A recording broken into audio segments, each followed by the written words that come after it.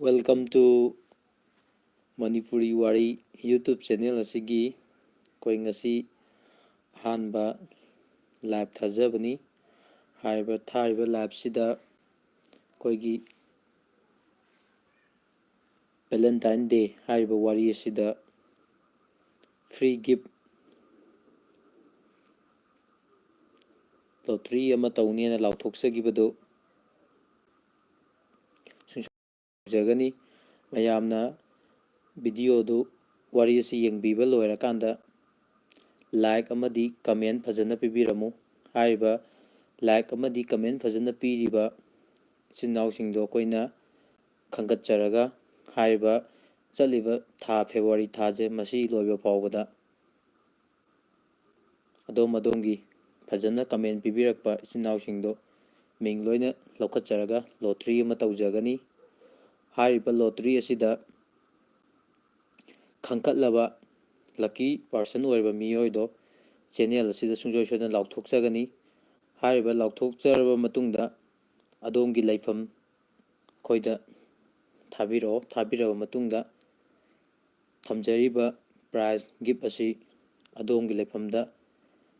koi isana haktengnana lakpa natraga posta sungjoy sodan yohonjarakani koigi aigi wari Manipur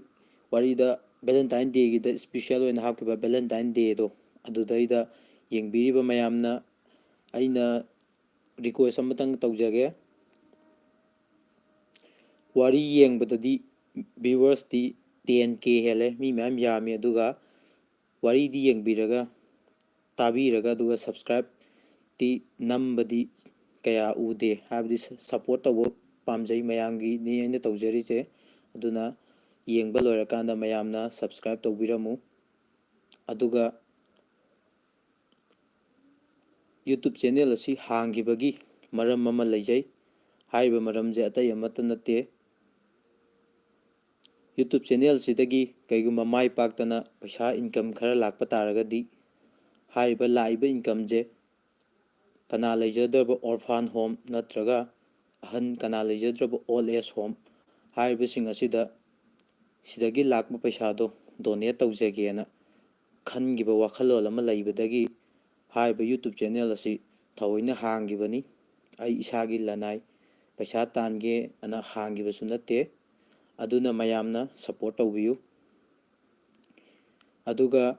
koi mayamna pipirapa comment sing ado ai hayeng asi review and reply ana tawraga somgi comment jingdo ai sana pathokjaraga paukhum pijaraga aina mayamna pirakpa comment khudingi sum hanbadudi mayamna pabibasu yawi adagi sana khangbasu yawi khangdabasu yawi aduna hayeng asi sana pirakpa comment do madugi reply oina ai video ama semaga mayamgi comment do pamda semto honibu kedo semjage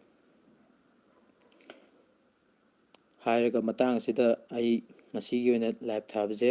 ahanbasu thabani duga matang asida loisalage mayamna comment da gift pigrabana hangbirai gift pijadri gift February thabagki aroiba bukta haiba gift se comment piraiba like tawraiba mayamjidagi khangkatlaga lottery tawrakanda pijagadabani aiki live ta yengbiriba punamakpu thagatchari live sing asigidi matang asi loisanjarage mayamna video sing asi yengba loibiraga subscribe tawbo kawbiganu like namba amadi comment pibiba kawbiganu thanks for watching.